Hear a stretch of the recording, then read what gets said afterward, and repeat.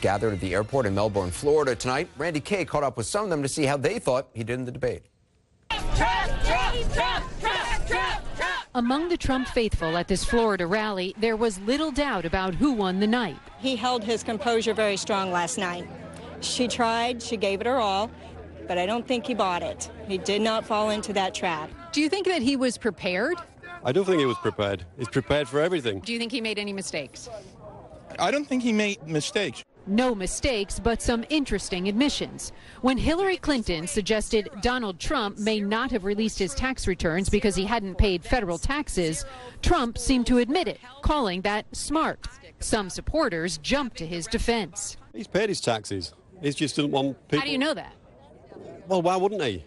Why wouldn't he pay his taxes? Because people are going to know if he hasn't. And if he didn't pay? I think that's awesome. I try to pay as little as I have to, don't you? At some point, a handful of supporters got tired of our debate questions and insisted we talk to a military mom.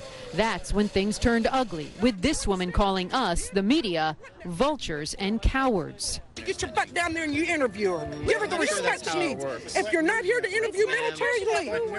Leave. You're here about Hillary Clinton. We're here about Trump and our military. Leave. I'm here about Trump as well. No, you're here about us. Because you don't have a heart. Give her personal space. Police stepped in after that, but tensions remained high. We pushed ahead with the issue of birtherism. When Trump was asked about it during the debate, he said he had nothing more to say about why he pushed that narrative. It was a question, it was answered, and I think he answered the question. But to some here, the conspiracy theory still lives. Been prepared with an answer? An explanation from President Obama, and we never got one from him, did we? What does he have to explain? Where he was born. Just show his birth certificate. I have mine at home in my safe deposit box. Show it.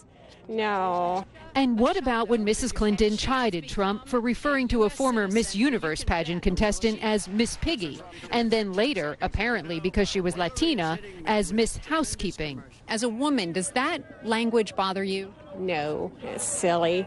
Silly? It's silly. It has nothing to do with the election. There are so many important issues in our country right now. This woman wasn't offended either. Do you think he respects women? I believe yes, he does. Clinton also hit Trump for once voicing support for invading Iraq and calling climate change a hoax started by China. He denied doing either, despite the fact that he said both.